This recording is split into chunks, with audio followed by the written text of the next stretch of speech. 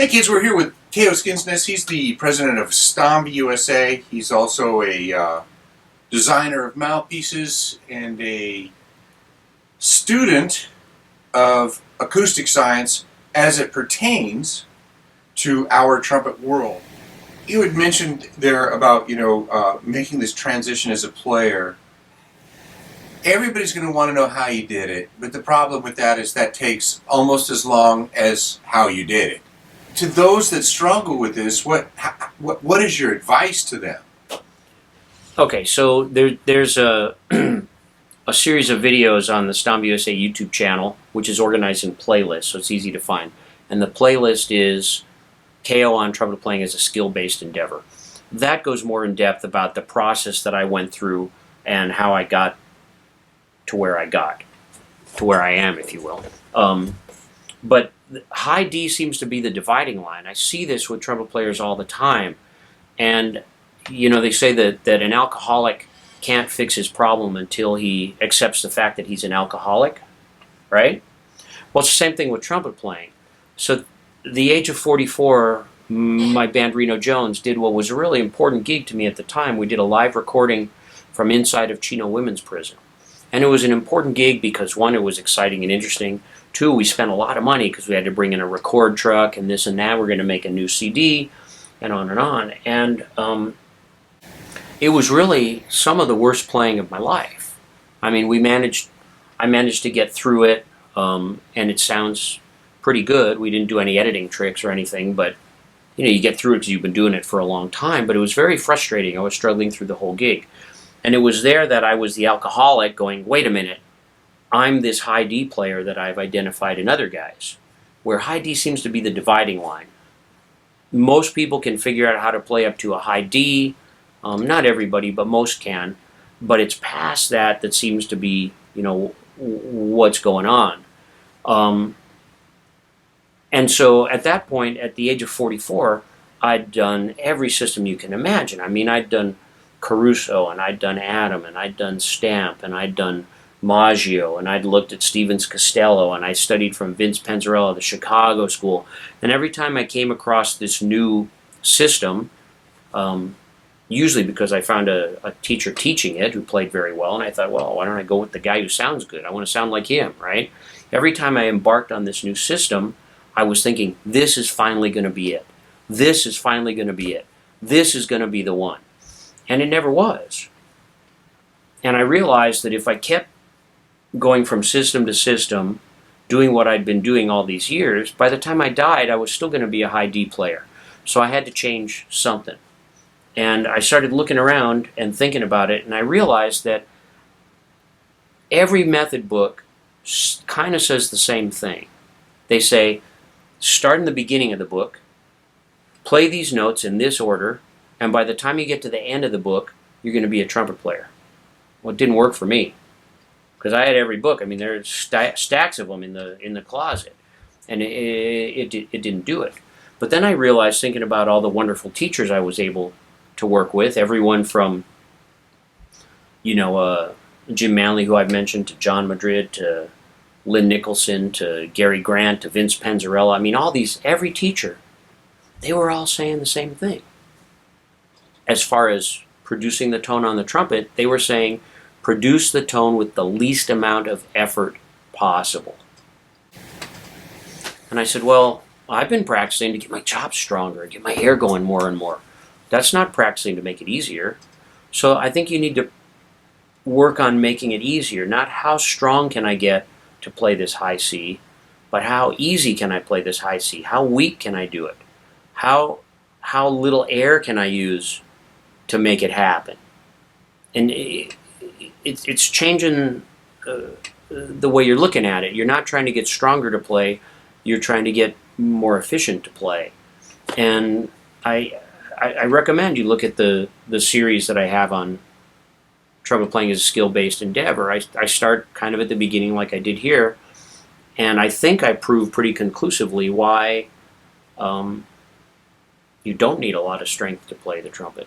You actually need to be relaxed. And check it out if you're interested. I don't know if that answers the question. I mean, it does. I'm going to probe a little bit. Okay. So, you've had access to an awful lot of great players.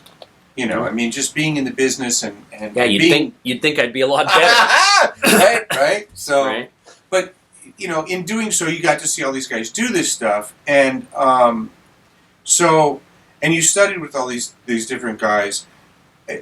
If you were that player now, you know that you're still stuck at your high D, who would you recommend seeking out for being able to change the way you approach the horn and turning that corner? Well, I'm sure there are.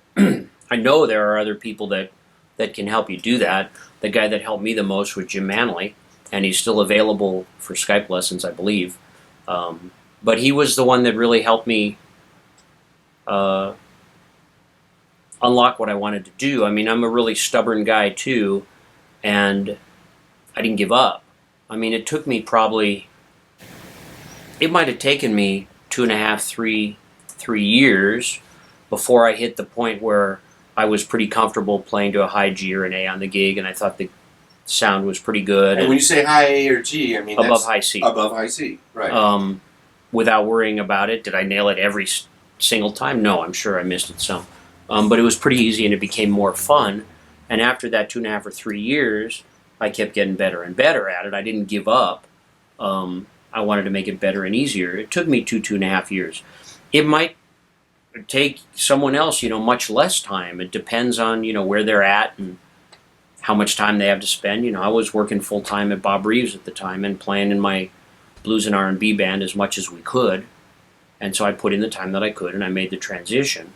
It was well worth it. It was well worth it.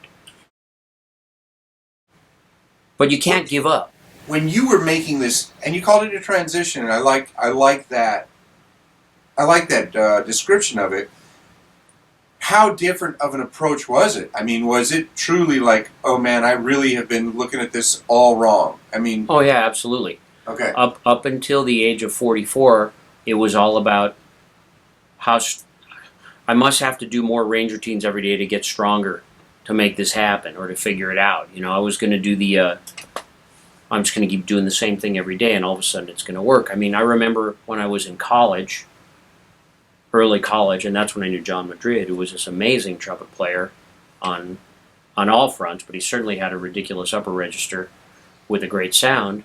And I would get up early, and I'd go into the practice rooms at the University of Hawaii, and I'd warm up, and I'd do an hour or two there, and then I'd go off to class, and then I'd come back, and I'd play in jazz band, and then I'd go off to class or skip class to go to lunch, and then I'd come back and have concert band in the afternoon, and then Hawaii's a small place, so I'd go home and have dinner with my family, and I'd come back and meet my friends at the practice room, and we'd stay till the practice room closed at 10 or 11 at night, whatever time it was. Just, range routines, Clark, balanced diet, playing everything, because I got to become a better trumpet player. And I remember doing a rehearsal once with Johnny, just a rehearsal band at the Union, and we're sight reading charts, and I'm sitting next to him, I'm probably playing third, and he's playing this tune, and he's kind of playing high D's, but it's like he's just turning pages, and he's playing this like nothing, right? And I tell you, my chops, I swear, my mouth was so strong, I could have gone and grabbed a door and ripped it off the hinges with my mouth, right? Yes. My chops were so strong, and I'm thinking to myself, how much stronger can his chops be than mine? Like double tonguing, like slurring, like any kind of facility study, whatever technique. It's a technique. Range is also a technique. Then. I think so. I don't follow golf, but I understand Tiger Woods is a pretty darn good golfer. And I understand that he can hit that ball down the fairway 300 yards or so, which I think is a long ways in golf. I'm guessing. He's not a big, crazy, strong Iron Man kind of guy. He's a guy. But he's figured out the technique about how to hold the club, how to swing it, how to impact it at the ball so that the ball hits the trajectory and goes a long way. Trumpet playing can be the same thing. It's really about a technique. It's not about being super strong. Yes, you need some strength to play the trumpet. Of course you do. But think about it. all the muscles I need to play the trumpet I'm using right now. Yeah. And when I studied from Vince Panzarella, he used to use the phrase, which I like a lot, it's trial and repetition. It's not trial and error, it's trial and repetition. Look, everyone has a day, like the day I talked about where everything went great for me in college. You know, if you can do it once, you can do it 1,000 times.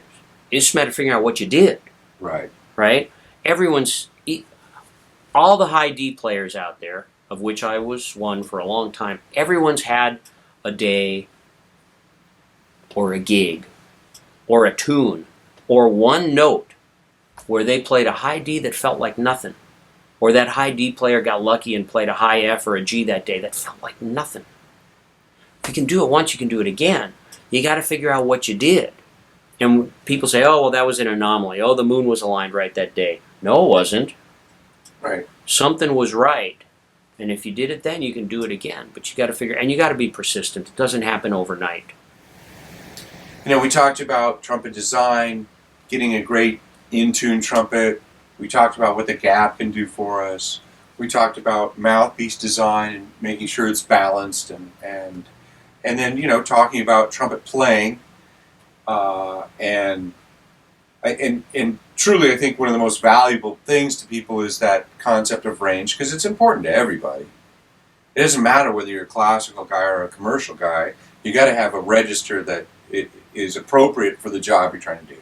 Mm-hmm. So, all of that kind of big pot that we've just put together, how important do you think, because you're a manufacturer and a player, I mean, how important do you think equipment is? So there was one day when I was working with Bob Reeves, and we had 4 employees, I think, and they were all mostly classical trumpet players. They did commercial, but they were classical trumpet players. And I said to the guy on the phone, I said, look, the trumpet's all about high notes. Oh, man. Every one of those players, they stood up and they're glaring at me, right? They're just staring me down. I finished my phone call with the guy and hang up. And the beautiful young lady, she said, I can't believe you told someone the trumpet's all about high notes. And the other guy working for me, he chimes in. He goes, yeah, the trumpet's not all about high notes. And the other guy, yeah, it's not all about high notes. It's about music. I said, hang on. I said, slow down, everybody. I was talking to a classical trumpet player. They didn't hear the other side of the conversation. And I said, he was worried about playing a high B on C trumpet. He had a gig coming up. Look, the trumpet's all about high notes. No one has ever called and asked me to build them a trumpet, or more importantly, a mouthpiece that could help them play faster. Everyone calls up. They want to be able to play higher, whether they're a classical trumpet player, commercial guy. They want to have more endurance. It's all about the upper register. If you solve the upper register problem, now you can play music so much easier. You know, I think that when I work with somebody, if they're going to take their wallet out and buy a new trumpet or buy a new mouthpiece, the improvement should be pretty significant, especially if they're going to spend the money that it costs to buy a quality instrument, like, you know, the instruments that we build.